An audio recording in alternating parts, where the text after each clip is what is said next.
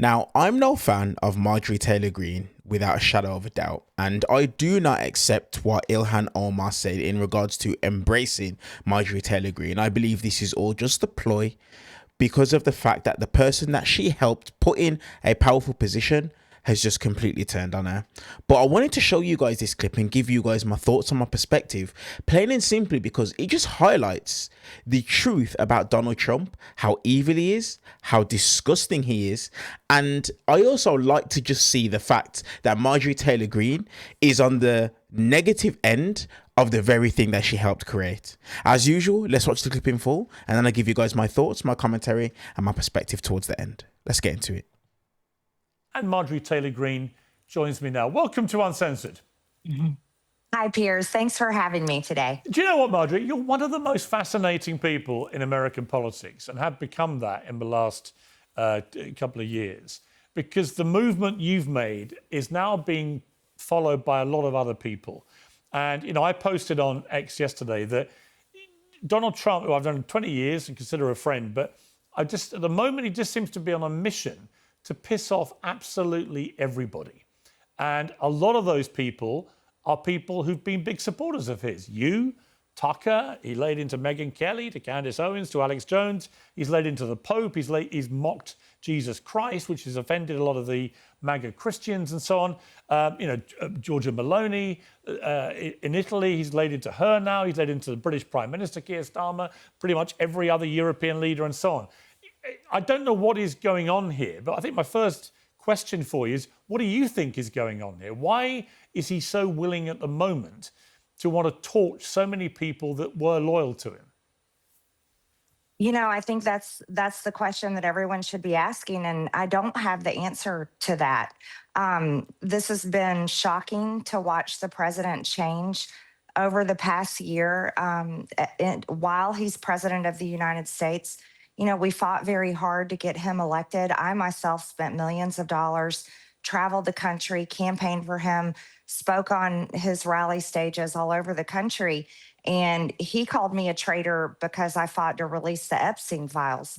But just as you said, we've watched him turn on literally everyone that were once either his friends, his allies, or his supporters. And it's so concerning to me. And I honestly can't answer why this has happened. You know what's really interesting? If you take your positions, for example, which seem to have enraged him, you wanted full disclosure of the Epstein files. Well, that was exactly what he said he wanted when he was campaigning in 2024 to be president again. You know, you didn't want America to go into expensive, pointless Middle Eastern wars. Well, again, that's what he campaigned to stop America doing if you became president again. You know, I look at this and think, why is he so opposed to you when you're basically taking the positions that he was taking himself just 6 months ago? Or longer than that now, over a year ago, but you know what I mean? Right. I have no idea. It is honestly something that I legitimately can't answer, and it's confusing, and many people don't understand it. The way I feel about it now, though, is President Trump will soon be the past, and we have to look towards the future. And I think many of the issues that we thought were real problems back in 2024, some of them are still there, but they've also drastically changed. We have real problems in America now that Donald Trump has been president. We're finding ourselves in an escalating war in Iran, which is something that none of us want. It's one of the most unpopular things being polled in America today. But we have real economic problems, rising inflation, rising costs of gas, rising costs of living, younger generations that are unable to thrive and don't have hope for the future, but even bigger problems, nearly $40 trillion in debt, and Social Security will be bankrupt in 7 years. So I think, you know, this is the man that I supported to make America great again. However, I think America is going to find itself in a much deeper hole going towards the next elections. Would you agree with the following statement? If we confirm that you have won, if we confirm that you are the greatest and most victorious blocker in the entire world, will you put down the phone for half an hour, just half an hour, and attend to your main duties. To the 30 million Americans who have no health insurance, to the 800,000 Americans who are homeless, to America's infrastructure that's dilapidated, to the $38 trillion of United States national debt. Would you concur with that message to Donald Trump? Yes, absolutely. As a matter of fact, those were the things that I had been saying to the president, to the speaker, to many of my colleagues before I resigned. Health insurance, for one, is a serious problem. And when the tax credits expired in January, there were over 200,000 people in my former district that were unable to afford health insurance. So yes, that's a statement that spans many issues. But yes, I would agree with But that. here's the extraordinary thing, because that statement was made by the Iranian embassy of Armenia. It doesn't surprise me. I think the entire world can see clearly what's happening in America and what President Trump is doing. But what the MAGA crowd will say, and I can hear them say it already when they watch this exchange, right? They'll say, Marjorie Taylor Greene siding with the Iranians against Donald Trump. What do you say to them when they say that? These were people that used to love you. I say I'm always siding with America, and I'll never apologize for that, no matter whose statement I agree with. Siding with the American people over cost of living, cost of health insurance, their jobs, the economy, and their future is always the right thing to do. And so I wouldn't be fazed by that. The White House provided this statement to The Hill yesterday in response to your critique of Trump's DoorDash photo op. They said, Marjorie Taylor Greene is a quitter who pathetically trying to stay relevant by going on liberal media shows to bash President Trump. Unfortunately, Trump derangement syndrome has rotted former Congresswoman Greene's peanut-sized brain. Your response to that charming description? Wow. I hadn't heard that until you just read it now. Actually, I had resigned after the president called me a traitor, vowed to literally destroy me, and was going to primary me the same way that he is doing to Thomas Massey right now, which I thought was so incredibly unfair to my district, who had elected me and President Trump.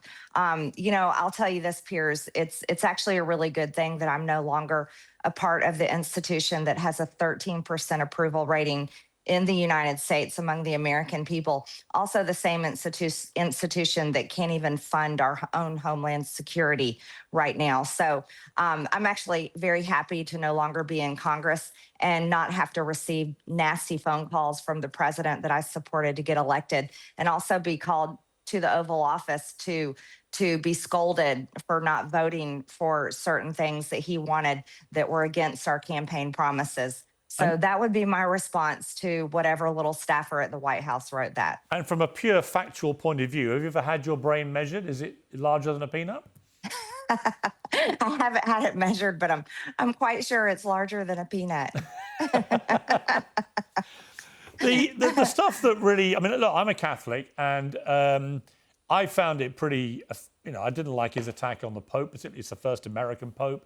I think Pope Leo settled in very well. I like the way he speaks. No Pope's ever going to support war. It's ridiculous to think they would. He launched a full throttle attack on him at the same time that he was reposting memes of himself as Jesus Christ, and then kind of preposterously tried to pretend he was a doctor, and that's what he thought he was doing. You were very critical of this. You described it as blasphemy, and said if it's more than blasphemy, it's an antichrist spirit. I mean, you're effectively calling Trump the antichrist there.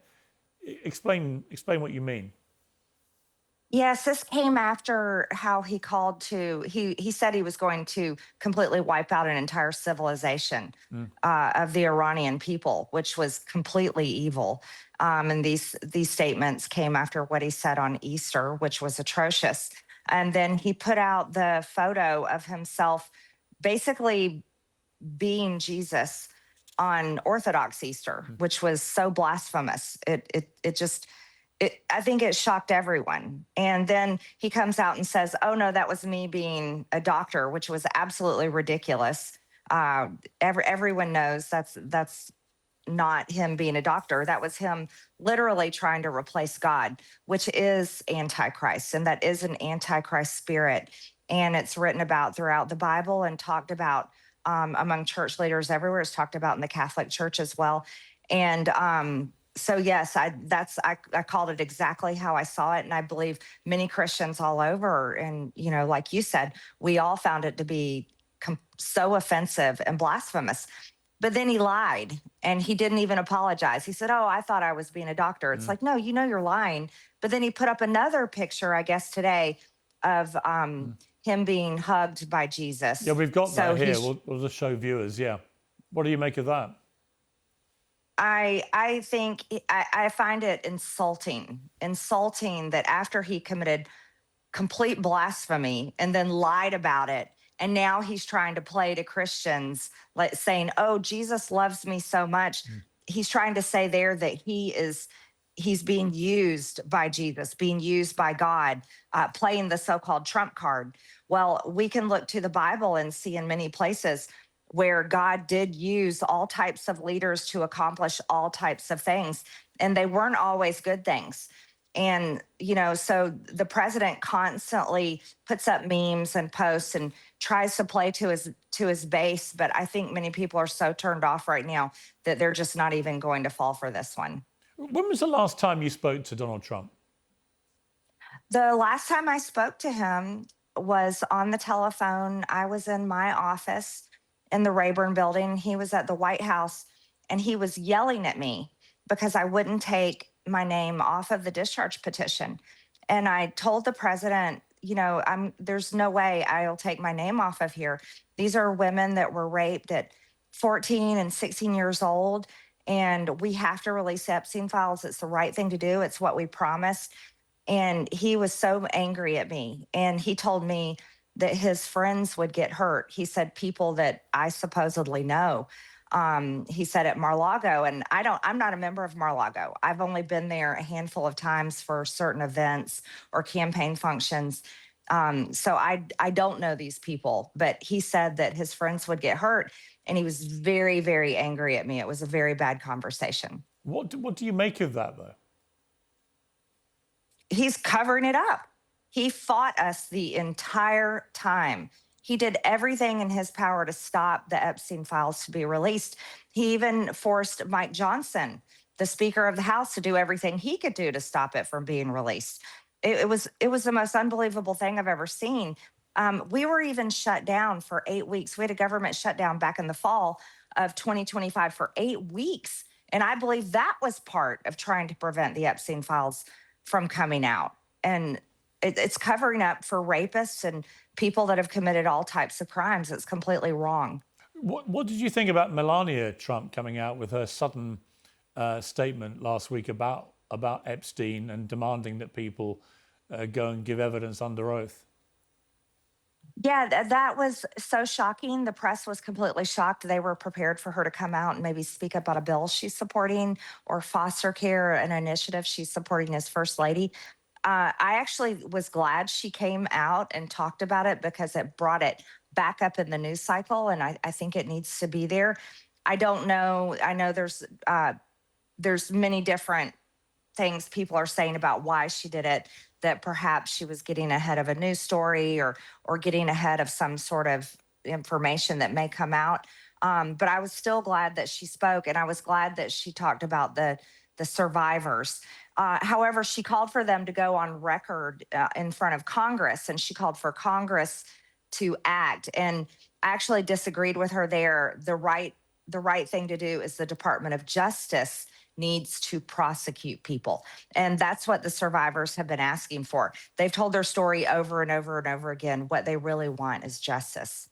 When King Charles visits the United States in a couple of weeks, there's been a rumor, which has been played down by the palace, actually, that it's unlikely to happen, that perhaps the Queen, Camilla, who's taken a big interest in victims of sexual abuse and so on, might meet privately with some Epstein survivors. That looks like it won't be happening. But King Charles will address a joint meeting of Congress, and obviously his own brother, Andrew, has been disgraced and shamed because of his involvement with Epstein, but hasn't actually put himself up for any scrutiny by either by Congress or by law enforcement here in the UK. Do you think that it would be a good thing for either the king or queen or both to meet with Epstein survivors when they're over in America? Yes, absolutely. I really hope that they do. That was also what I had been asking of President Trump. I'd asked him to bring them into the Oval Office. He brings in all types of people in the Oval Office from all walks of life, whether they're sports teams that just won a national championship, whether they're no matter who they are, he brings in all these people. And I had wanted him to bring in the Epstein survivors. As a matter of fact, quite a few of them told me they even voted for him. And I tried to explain that to him over and over again, but he's refused to bring them in the Oval Office. But I definitely do hope the king and the queen will meet with them and hear their stories. You said the last time you spoke to him was over this. Have you tried to talk to him again, or has he tried to contact you? The only time I reached out to him was via text message after I had resigned and he had been attacking me, and I was receiving it in just, I can't even count how many death threats. And but the death threats escalated on one of my children, and I had sent those death threats to the FBI director, Kash Patel. I sent them to the vice president, JD Vance, Susie Wiles, James Blair, and I even texted the president. And I was so upset over death threats on my children because of him. And the quotes and the death threat were from what the president had been calling me a traitor. And I'm not a traitor to my country. Standing up for rape victims doesn't make me a traitor.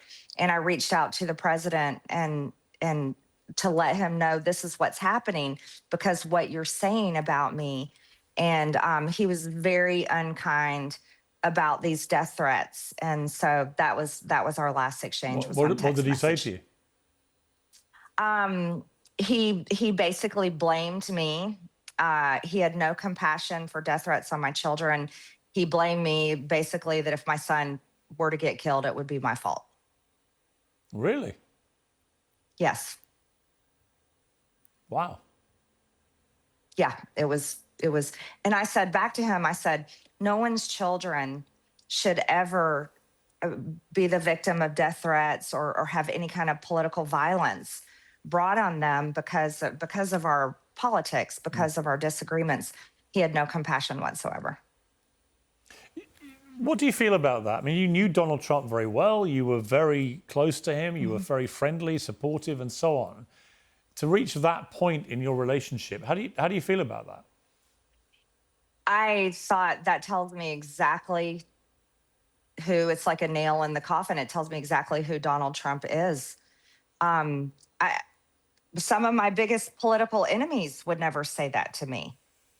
Democrats that I may have had disagreements with in Congress would have never said that to me. No one's ever said those type of words to me. I don't know what kind of person basically has no compassion or care to someone's child being threatened to be killed. It's unimaginable, really. There are people who think that he's having cognitive, mental issues, his erratic behavior, extreme comments and so on are escalating. Polymarket, the prediction market, says 10% chance removed via the 25th Amendment before 2027. I mean, I would think that's highly unlikely. But what do you think of this debate? From knowing him as well as you did and observing him recently, have you seen a change, or can you explain why he's now lashing out with quite such frequency? I do think there's something wrong with him. Well, everyone knows that the president doesn't sleep very much. He just doesn't. He doesn't get a lot of sleep. That can affect anyone's cognitive ability. It affects your moods. It affects your outlook. It affects everything about you, your physical health and your mental health. After he called to wipe out an entire civilization of Iran, and no matter what anyone thinks about Iran, how can anyone wish for their entire country, every man, woman, and child, to be killed? That to me is so evil, and it shows real mental depravity that needs to be examined. And after that, I called for the 25th Amendment.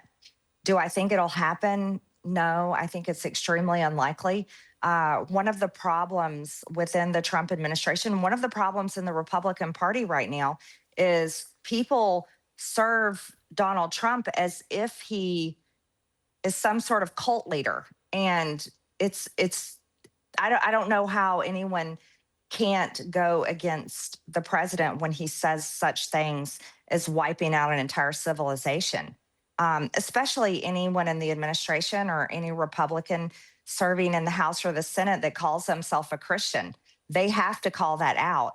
And there's an unwillingness there of every single one in the administration and every single one in Congress to be willing to challenge the president when he says such things, as well as saying we need to examine what his mental state is. He's approaching 80 years old. And, we have to be really honest with ourselves. We were challenging Joe Biden's cognitive abilities and what is his health. And if we were willing to say that about Joe Biden and relate it to his age, then everyone should be honest and say the same thing about Donald Trump. It's completely absurd to not apply the same standard there. And so, this is another one of those issues where, look, I'm a Republican. I'm still registered as a Republican. I very much stand on issues on the right as like pro-life and border security. I'm against the trans agenda on children. None of these things have changed about me, but at least I'm willing to call it out and say we may have a problem with our president because look at the shocking things that he's saying. Look at the things that he's wanting to do. And what direction are we moving in, and how much can this damage our country? Marjorie Taylor Greene, thank you very much indeed for joining me on Uncensored. Thank you, Piers. It was good to talk to you today. So, there's a few things that it is that I want to give you guys my perspective on when it comes to this interview. I'm going to be honest, they're both like Dumb and Dumber to me. They both are. Now look, some of the things that she said, if true, which I believe they are, just highlights how evil and how corrupt and disgusting Donald Trump is. That's no shock and no surprise. But these two are both idiots, Dumb and Dumber.